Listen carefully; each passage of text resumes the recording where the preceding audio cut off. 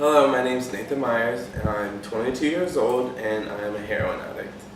I'm just gonna tell you a little bit about my backstory and why I'm qualified to be in the seat right now. Growing up, I lived in a perfect house with a white picket fence, a perfect family. Um, I have a brother who's a year older than me, and then I have a sister who's 4 years younger than me. Um, we grew up just as a regular family, vacations, holidays, all that good stuff. When I was 15 years old, we moved to a place called Richmond, Virginia, and right off the bat, things just got crazy. While I was moving into my house, this kid from across the street came over and introduced himself. He seemed like a really nice kid, really cool. My family liked him. He helped us move in, all that good stuff. He asked me if I would like to hang out with him later that night, and I said, yeah, that's fine. My parents said it was cool. And he said he could, help me meet some new friends that were going to go to the same school that I was going to and all that good stuff. So I ended up hanging out with him that night. We went to this wooded area, and we smoked weed, and that was the first time I had ever smoked. I instantly loved it. I loved the feeling. I could block out leaving a place that I had loved. I just liked, I was laughing, I was, having a good time, so I liked it.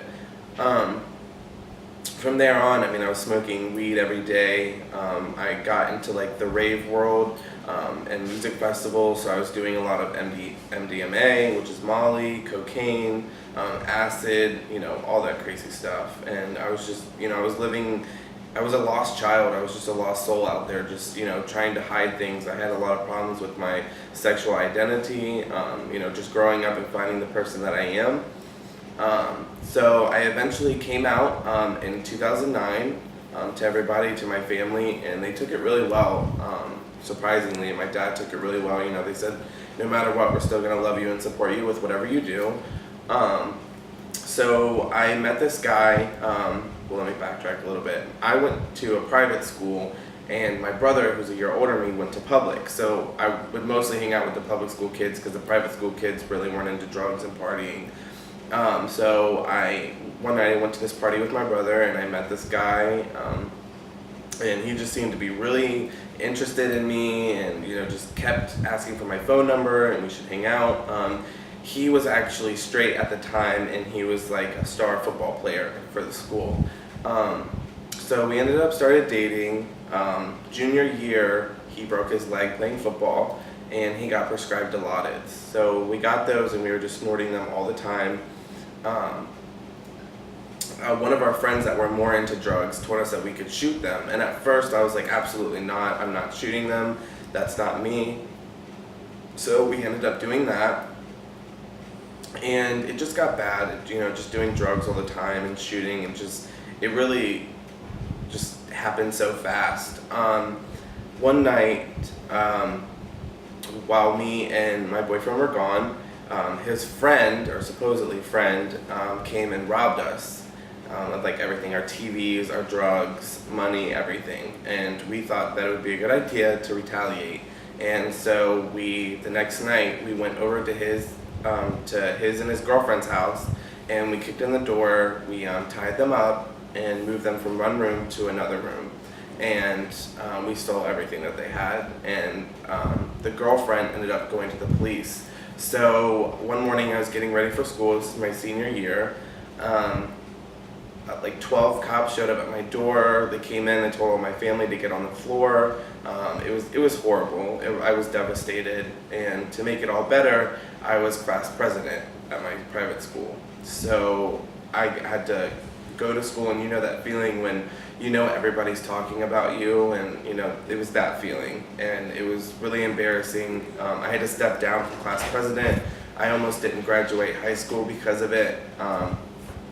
My boyfriend ended up taking the rap for everything, and they let me go. I was still on probation for a year, but I ended up graduating high school, and my boyfriend got a sentence of 2 years of jail.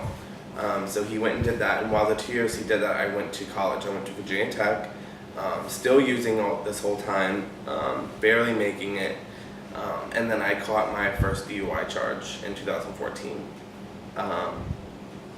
I was just a mess. I was drinking every day. I was taking Adderall because I wasn't sleeping. I was studying.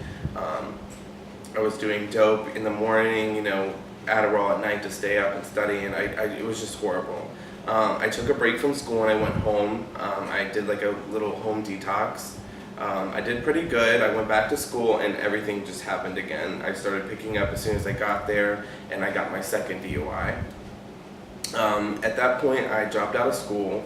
I had to serve 45 days in jail, and at that time, I had given up on everything. At that point, my life, my school life.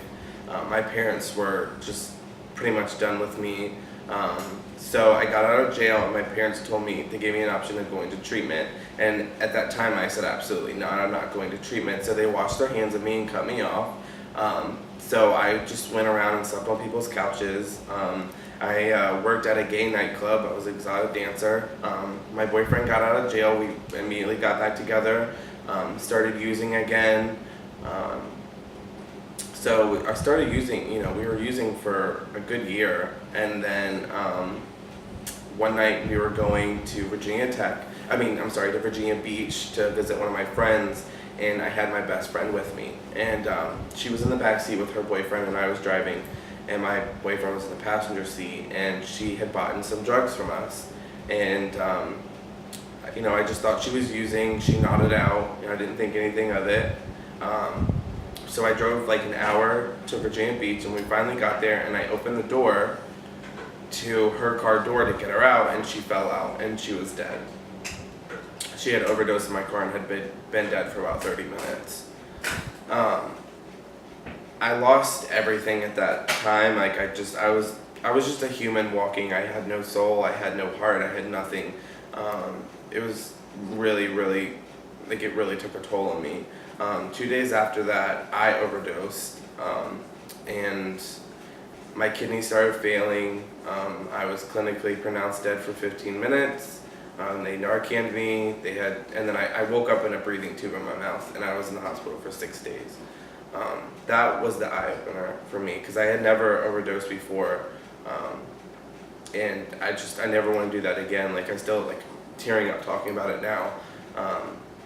So I told my mom that I wanted to get help, and so I came to Florida, and I went around, I did the whole search for the best treatment center. I've gone to 2, this is my 3rd one, and now I'm just ready to get it, because for me to use is life or death, and that's all I've got right now. Thank you.